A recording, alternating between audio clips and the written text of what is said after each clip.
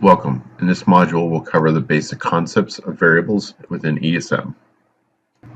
So before we get too far, first let's understand some things about variables.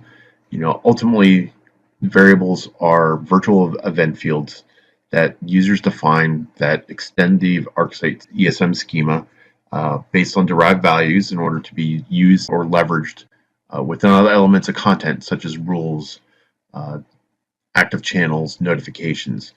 That could be range from operations to pull an element from a string that you want to pull that isn't parsed by default by the connector, or for example, it could be to do an if then else condition in order to do, let's say, for example, business language translation based on a value in order to make an alert be more human friendly before it is sent out to the user. As you can see, there is a number of functions available to leverage within your content. They can range from mathematical elements, reference to the network and asset model, functions around the IP address, lists, active or session that you may have, manipulation in order to extract or create your own strings, timestamps, or even convert types of data from string to numbers in order to perform, cascading operations. These can be chained across from one to the next, referencing each other until such time that you get to the final derived value that you're going to use within your content. So first we'll log into the console and navigate to the field sets resource and open up one of our field sets. In here, you can see there are a number of tabs: attributes, fields, local variables. So local variables, if we click add, we can see that the dialog is opened, and within it, when we open up the drop down for the functions, we can see the list of all the various variables that are available to us within ESM. Great, so now we know where we'll see the dialog for variables within ESM in the CCE when we build content out. As we covered earlier, both local and global variables are derived values that can be leveraged within content. Difference between the two, the key difference between the two, is that local variables are only attached to the parent resource and are only distributed within their parent, whereas global variables are centralized and can be leveraged across multiple pieces of content within ESM.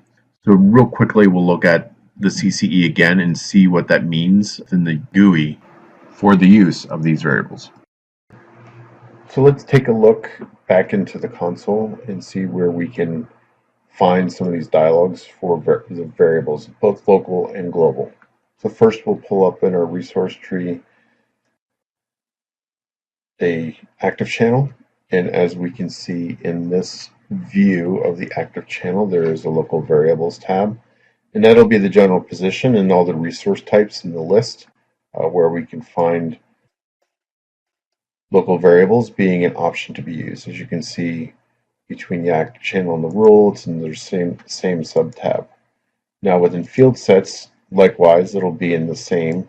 However, there's also one additional dialog here, which is that of global variables.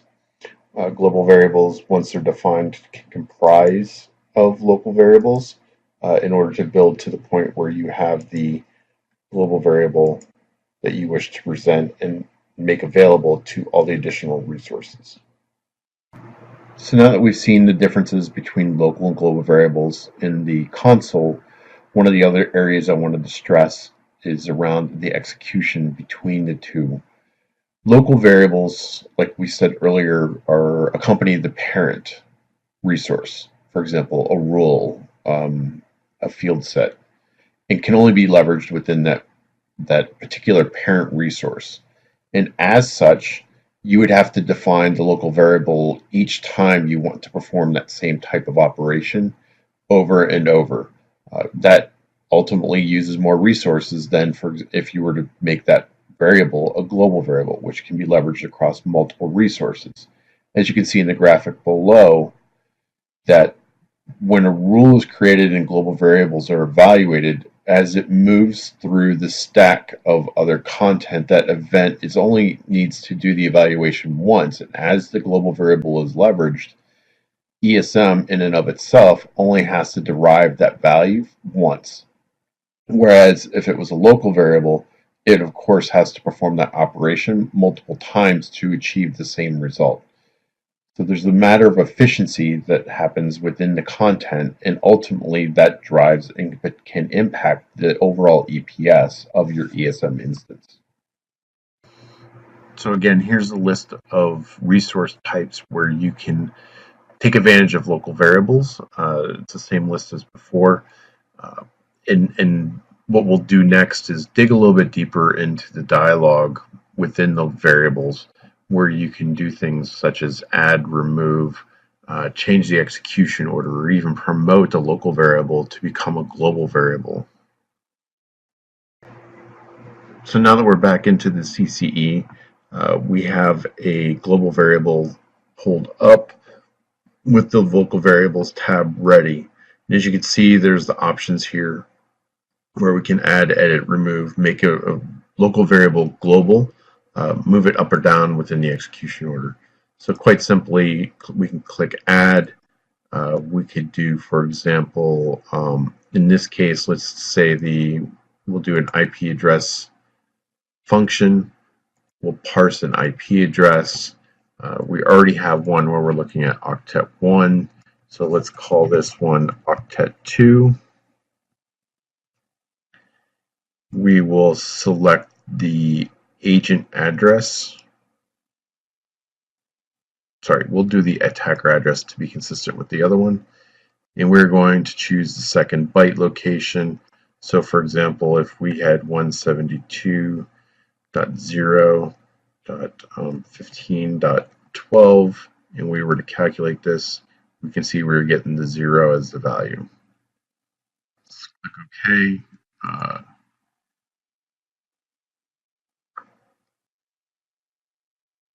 Oops, sorry.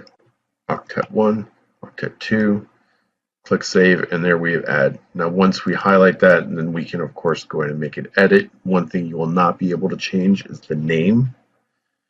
In order to create a new variable name, you'll have to actually recreate it through the steps again.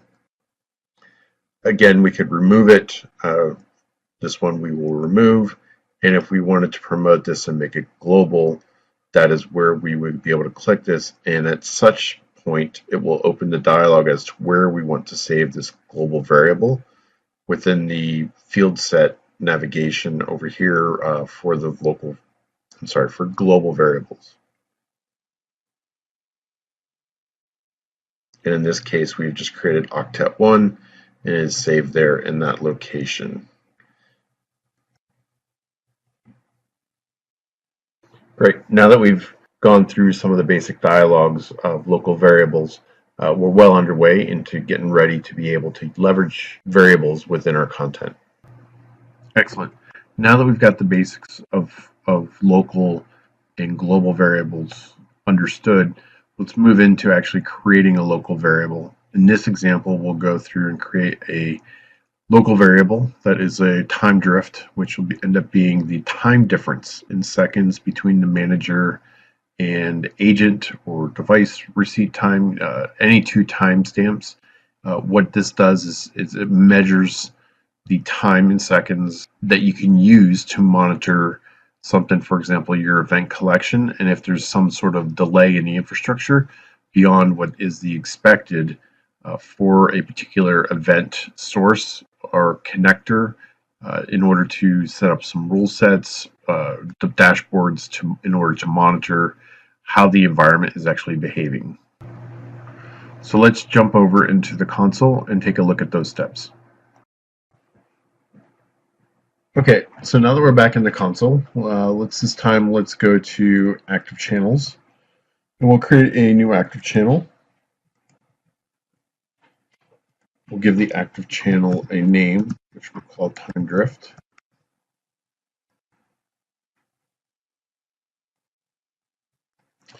Okay, so we have an active channel here being displayed, and now we'll go ahead and we'll start to add in a variable for the time drift.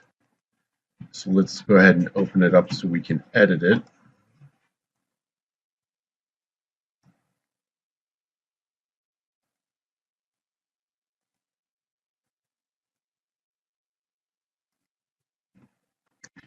Into the local variables tab, and in here let's add in a time drift local variable. So in it, we'll call it real quick time drift, and just so you can see it, we'll name it LV for local variable. We'll do a time difference. So under the timestamps, we can do time difference, and you can see there's a number of measures. So we'll do it in seconds. And let's say we were to change that to 12, we would expect the number of seconds to be in the order of 10 hours, which is 3,600 or 36,000 seconds. Okay, so in order to select the fields, we'll do the agent receipt time and the manager receipt time. And just so we know this, we'll label it also as agent to manager. We'll click OK, and here's our local variable now that it's been created. Click apply, so it saves, and that's how simple it is to create a local variable. So now that we've created a local variable, let's move over into creating global variables. Global variables are located within the field sets resource underneath the fields and global variables. Under there, we can open the global variable editor and create a global variable. So let's move over into the console once again and go through those steps briefly. So now we're back in our example of the active channel for the local variable that we created. Let's go ahead and actually just go ahead and promote this into a global variable. So what it'll happen is it'll ask us where in the admin fields do we want to create this. We can give it the name. You can see it just takes the name of the existing variable and moves it over into the name of the resource once it gets created. So click OK, and it says there's one there. We'll replace it.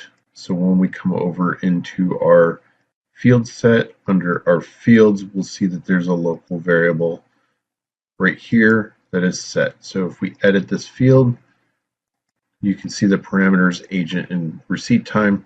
Now there won't be any local variables that are used to build this because they're contained within the parameters section. Now if we were to create this from scratch, what we would end up doing is creating a new global variable. We would give it a new name. And within the parameters, we would, of course, could select in the dialog based on the function that we choose. So if we go back in our timestamp and do difference in seconds again, then we would be able to choose the same values, whether it be the agent receipt time and the manager receipt time. And within that, of course, then we would give it a new name and say OK, and we would see that the global variable is here. So this would effectively equal that. So that's very simply the global variables and the creation of them, and as well as the promotion from a local variable into a global variable. So now that we've actually gone through and created a local variable and a global variable, the last step is to use those variables within some of the piece of content within ESM. So in this example, what we're going to approach is using both variables within a field set and attach it into an active channel. So you can see that the function between the two, while the same, we know on the back end there's some operational differences on how ESM goes about creating those values for us to use, and what does it mean from a reuse and scale standpoint. One of the other elements to understand is that variables in and of themselves, when they're being leveraged in particular with reports and rules, is that there is some translation that can occur. They are referenced using a $ and the variable name. However, in the instance where spaces or periods are used within the variable name, they're either omitted or translated into underscores, as we can see in the list below. So in this last step, let's go over to the console and have a look. Okay, so in this next portion, we'll actually go through how to use a variable. We've seen before how to create local and global variables. There are some nuances.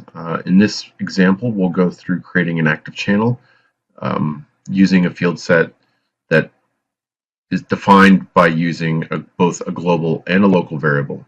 So in this field set right here, when we open it, you can see I have already created 2 local variables that are here, with the first being a get the first octet of the attacker address, with the second actually adding 5 to that value.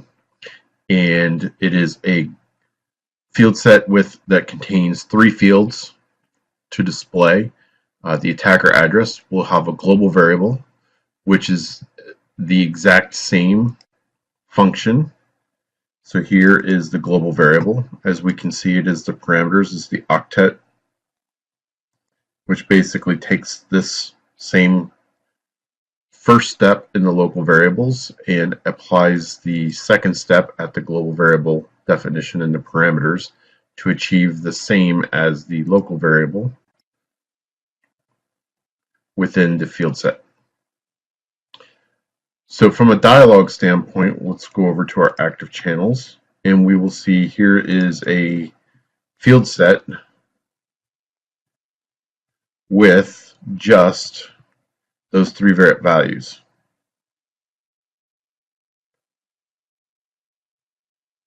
And if I can display it cleanly on a single screen, you will see that it's the same result coming back from the active channel. The value is operationally going to return the same value, even though it's a local or a global. The difference is that if I try to use that local variable anywhere else and I have to perform this operation somewhere before, like we mentioned, it's only attached to the parent resource. The parent resource in this instance is the field set. So if I was to go and actually look at the field sets and look at this field set definition, you can see I don't have that local variable in here, but if I wanted to add it, it's not, of course, there, but I can always go to the global variable and simply add it like it was a field.